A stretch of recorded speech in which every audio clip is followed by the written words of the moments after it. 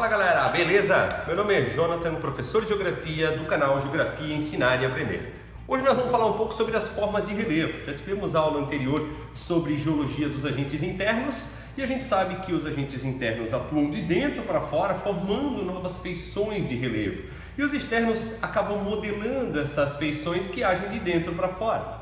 Tá? Então a gente já sabe dessa distinção dos agentes internos e externos.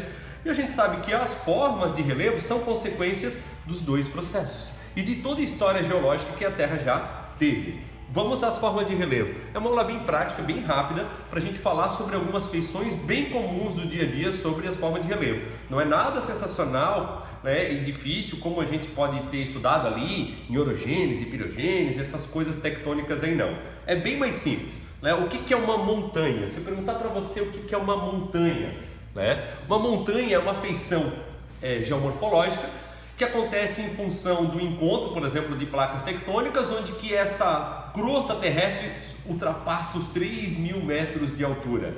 Então, montanha é uma feição da natureza, onde que a gente ultrapassa os 3.000 metros de altura e normalmente essas formações acabam surgindo em decorrência de agentes tectônicos do tipo orogênese, onde que a gente já sabe, já estudou o que é isso. Voltando para cá, só para a gente ler os conceitos que já estão formados aqui. Possuem as maiores altitudes do relevo terrestre, normalmente acima de 3.000 metros. Não é uma regra, mas funciona basicamente se a gente avaliar dessa forma. Por exemplo, no Brasil, hipoteticamente, não tem nenhuma montanha de verdade, porque nenhum lugar do Brasil ultrapassa os 3.000 metros. Assim como em nenhum lugar do Brasil a gente tem lugares onde que a gente pode chamar de dobramentos modernos.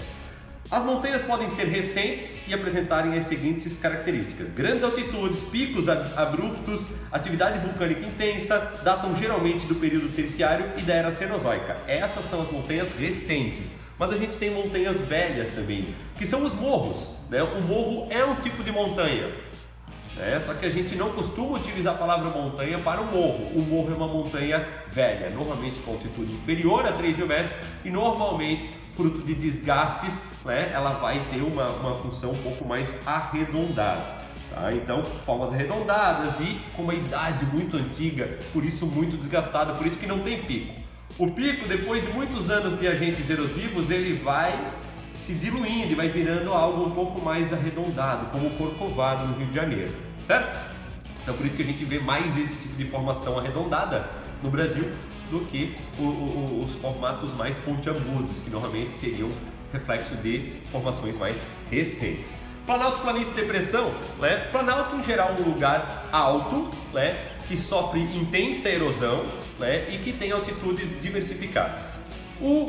A planície, uma área em geral plana, com altitude inferior, na média, a 100 metros, então predominantemente plana, com altitudes médias abaixo dos 100 metros. E as depressões seriam as áreas, de certa forma, de transição entre... Não é o correto falar que a depressão é uma área entre um planalto e uma planície, mas funciona, as pessoas entendem, que é uma área com intenso processo erosivo. Então, depressão sertaneja do São Francisco, a gente tem duas formações rochosas do lado e um rio, desgastando ali um vale, de um rio, que a gente chama de depressão sertaneja. Uma depressão relativa é uma depressão acima do nível do mar. Então ela é uma depressão, é um rebaixamento com relação ao que tem ao redor dela. Tá? Então isso é uma depressão. Tá? Então ela é um rebaixamento perante o que tem no entorno dela, que normalmente pode ser um planalto. A gente vai dizer que é um planalto. Tá?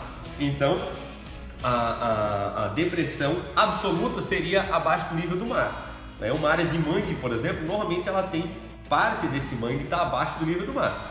Maré alta fica embaixo, fica coberta por água.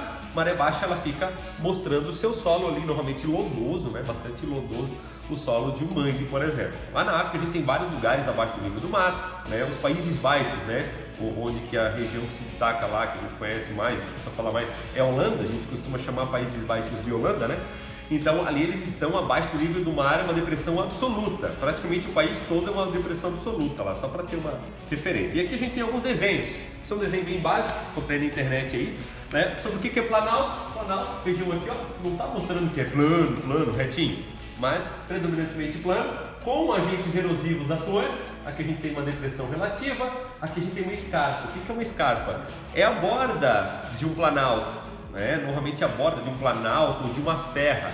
A gente costuma dizer assim, morro está para a serra A serra é um alinhamento, né, cheio de morro no meio ali, de abaixo dos 3.000 metros, e a cordilheira é um alinhamento ou um caixotão, né, acima dos 3.000 metros, a gente costuma chamar de cordilheira. Gente, se você olhar dicionário geomorfológico, tem muita divergência sobre esses conceitos todos que eu estou falando. Eu sei que tem professor de geografia que talvez vai assistir e vai dizer, não, mas o fulano de tal diz tal coisa. Então, mas as pessoas costumam entender do jeito que eu estou explicando aqui, tá ok?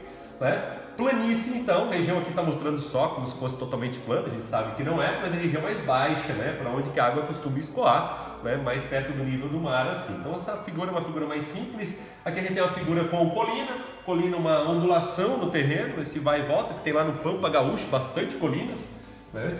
Então cordilheira lá em cima, está mostrando um lugar alto, uma cordilheira, uma montanha alinhada bem alta, né? Então a gente costuma praticar a palavra cordilheira para montanha, e não para morro. Para morro a gente costuma praticar a palavra serra, que também é um alinhamento aí de vários morros, ó. Então aqui a gente sabe que isso aqui é um morro, ó. Eu não colocaria gelo em cima dessa imagem, mas como eu não sei desenhar imagens, né, eu não posso modificar isso. Eu não botaria gelo e faria a serra mais baixa um pouco, tá?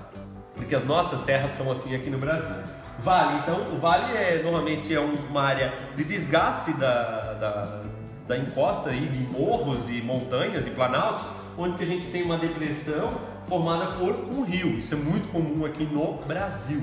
Então, Vale do Rio Itajaí-Açu, região que eu moro. Tá? Então, Vale de um rio. É uma área esculpida pela água, né? Rocha que foi esculpida por água, a gente vai chamar de um vale. Aqui o Planalto, observe que é uma área aqui mais ou menos nivelada numa altitude elevada, e depois ela tem as escarpas aí que a gente já viu na imagem anterior. Aqui uma depressão, uma área rebaixada do lado de um planalto. Observe que as imagens remetem a gente a falar dessa forma, tá? Aqui a gente tem uma figura mais legal até. Ela começa lá no mar, na região abissal, de altíssima profundidade do mar, né? Depois ela chega na plataforma continental. O que é a plataforma continental? É uma parte debaixo da água do mar que pertence à composição geológica normalmente do continente. Exemplo, o Rio Doce, né, que nasce lá em Minas Gerais, ele escoa os seus sedimentos para dentro do Oceano Atlântico, certo? E esse rio vai chegar, o Rio Doce vai chegar na sua foz lá no norte do Espírito Santo. E ele vai depositar essa areia toda que ele vai catar no caminho dentro do mar. Isso a gente chama de plataforma continental. É um pedaço do continente que, de forma erosiva, vai parar dentro do mar. Beleza? E assim a gente forma as jazidas de combustíveis fósseis, como é o caso do petróleo. Tá? Então aqui a gente tem planalto, planície, ó, tá bem sucinto, né, mostrando planície, a região perto do nível do mar, planalto, uma região acima do nível do mar, depressão absoluta abaixo do nível do mar. Isso aqui é muito comum lá na África, tá? Na região do Quênia, Etiópia, ali a gente tem lugares que ficam abaixo de 300 metros abaixo do nível do mar. Pensa o calor infernal que é esse tipo de lugar. Montanha, né? Então montanha sempre é uma altitude elevada, e normalmente a gente chama de montanha aquele lugar que está chamando atenção dentro do lugar. Exemplo, como é que eu vou me explicar isso agora? Imagina que você tem um lugar a 3.000 metros de altura, então você já está numa região montanhosa, de certa forma assim. A gente chama de aquele pico alto, né, que sai de 3.000 metros, vai até 6.000 metros. Se isso ocorre de forma muito abrupta, essa subida, a gente costuma chamar de pico, a gente costuma chamar de montanha isso. Quando a gente vê algo com esse formato que a gente costuma aprender na escola lá de pequenininho, que a montanha é uma coisa assim, né? Então, quando a gente vê esse formato aqui, ó, é porque abruptamente subiu ali 1.000, 2.000, 3.000 metros. Tranquilo? Espero ter sido claro, depois da confusãozinha mental que eu fiz aí. Depressão relativa, né? Relativa às áreas do seu entorno, que pode ser o caminho de um rio, por exemplo, um cânion, qualquer lugar assim, a gente costuma ter essas depressões relativas. Aqui a gente tem mais uma imagem, né, do Planalto, da escarpa, ó. A gente tem serras aqui em Santa Catarina, né, bastante escarpadas. É a Serra Dona Francisca, entre São Bento do Sul e Joinville, a Serra do Rio do Rastro, uma serra bem famosa aqui do sul de Santa Catarina, onde você sai de Bom Jardim da Serra e vai até Lauro Miller, né, no final da serra ali no sul do estado de Santa Catarina, descendo 1.500 metros. Tá? Então, uma região bem escarpada. Normalmente você vai ter uma obra de engenharia ali para conseguir fazer uma estrada nesse lugar, certo? Depressão, uma região entre um planalto e uma montanha, rebaixada aqui, né, normalmente fruto de algum processo erosivo.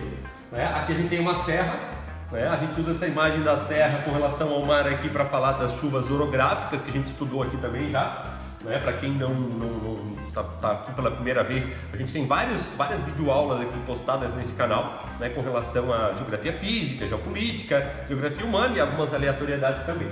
E aqui a gente tem a planície, né? Então mostra ela como se não tivesse nenhum morrinho no meio, mas isso é só uma forma simbólica, tá? Pode ter alguns morros nas planícies, sim.